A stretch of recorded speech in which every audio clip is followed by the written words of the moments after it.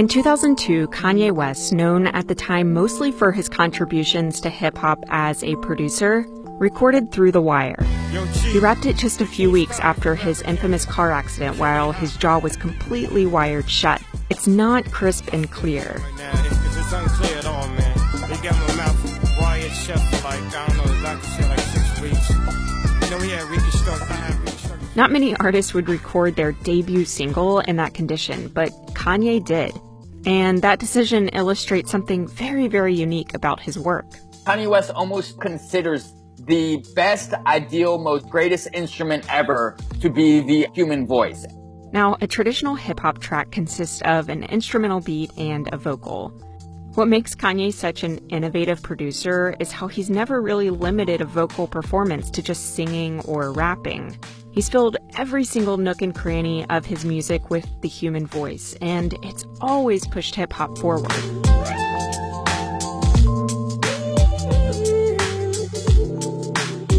Kanye's debut album, The College Dropout, was released in 2004. It's an hour and 16 minutes, 21 tracks. It's literally jam-packed with music. And one of the standout tracks on that album is Jesus Walks. It won him a Grammy, and it got him a BET nomination for Best Gospel Artist. His use of the gospel song Walk With Me by the ARC Choir fills the entire song to the brim with vocal samples. They become the bass line, the percussion, and the melody. And it's even layered over more vocal samples, like this military drill sergeant. And that exotic flute sound?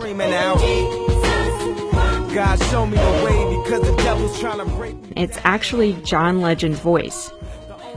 Kanye layers vocals like choirs a lot. He does it throughout Late Registration on songs like Hey Mama, Celebration, and Crack Music. On these tracks, he's not really manipulating the vocals at all. On the final track, you're hearing a recognizable human voice.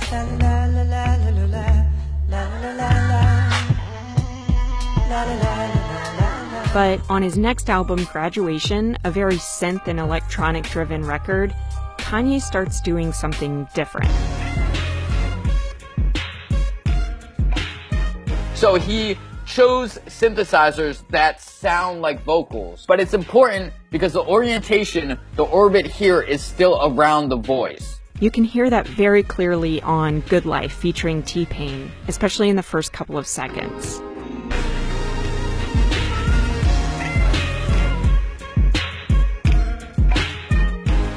And even more so on 808s and Heartbreak. Kanye doesn't have a great voice, even he'll admit that. But he sings in nearly every song on 808s, and sometimes he sings the entire song, of course with the help of auto-tune.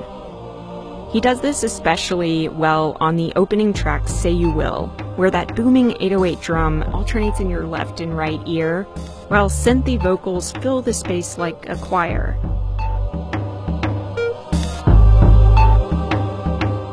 Now, 7 years after he released that track, he chose to re-release it, but instead of that synthy instrumentation, he enlisted Caroline Shaw to record a cappella.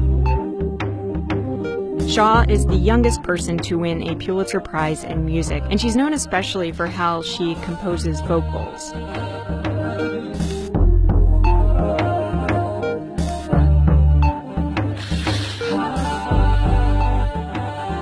West was the single producer on all 21 tracks of The College Dropout. But by 808s, he's starting to curate really top talent to help him push hip-hop forward. According to Pitchfork, it really marked the birth and flowering of West's creative CEO method of album making. Now, My Beautiful Dark Twisted Fantasy is 8 songs shorter than The College Dropout, but it runs nearly as long. And it really stands out because it's the first time where Kanye turned the conventional structure of a rap song completely on its head. A great example of this is the song Runaway. At 9 minutes, it's far longer than any normal hip-hop track. And 5 minutes and 45 seconds in, Kanye really pushes into new territory with a really interesting counter melody. Now, the first thing you hear is that solo piano melody introduced at the very beginning of the song. It's super, super memorable. And then you hear Kanye's voice. But it's processed through a vocoder to sound like a distorted guitar.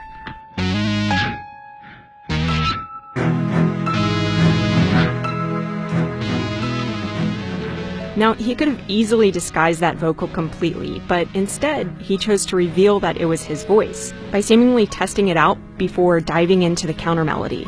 According to Rolling Stone, there's no way it should work, but it keeps rolling for 3 more minutes without breaking a spell. That outro is longer than most rap songs. If My Beautiful Dark Twisted Fantasy was Kanye's maximalist perfect album, then Yeezus is bare bones minimalism. It's Kanye deconstructed. Everything that Kanye was known for up to that point, pitched up vocals, auto-tune, choir samples, layered voices, they're all here. But they're spliced into songs without much decoration or orchestration. For instance, take a listen to this pivot on New Slaves.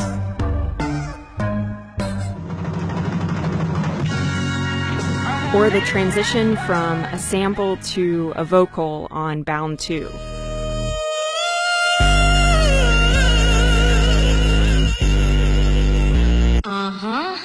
Jerome's in the house, watch your mouth. Or these blown-out layered vocals from Justin Vernon on Hold My Liquor.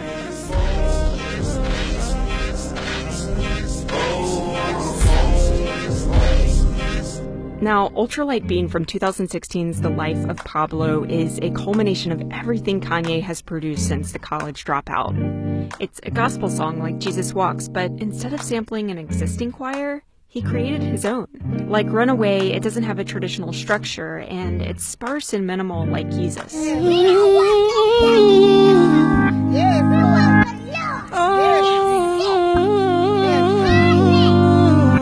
The choir, led by gospel artist Kirk Franklin, sounds like it's recorded in a church, even though it's probably in a pretty small studio. They sound close, they sound far, they sound loud, they sound quiet. At 420, they're right in your ear. By 425, they sound distant. I'm trying to keep my faith, but I'm looking for more. But right where you expect him to rap, he doesn't. He passes the mic to Chance the Rapper, whose voice matches the emotion of the song so perfectly, it's instantly clear why. This is my part, nobody else speak. This is my part, nobody else speak. This little light of mine, glory be to God, yeah. I'ma make sure that they go where they can't go. If they don't wanna ride, I'ma still give them raincoats. Know what God said when he made the first rainbow? Just notice at the end of fucking late for the intro. Kanye West started his career as a producer known basically for one thing: those pitched up vocals. Almost nobody would put him at the top of a list of best rapper alive, but ever since his decision to rap with his jaw wired shut, he's used the human voice as his weapon to bring hip-hop into a completely new space. And he's still looking for the edge of where he can push the human voice.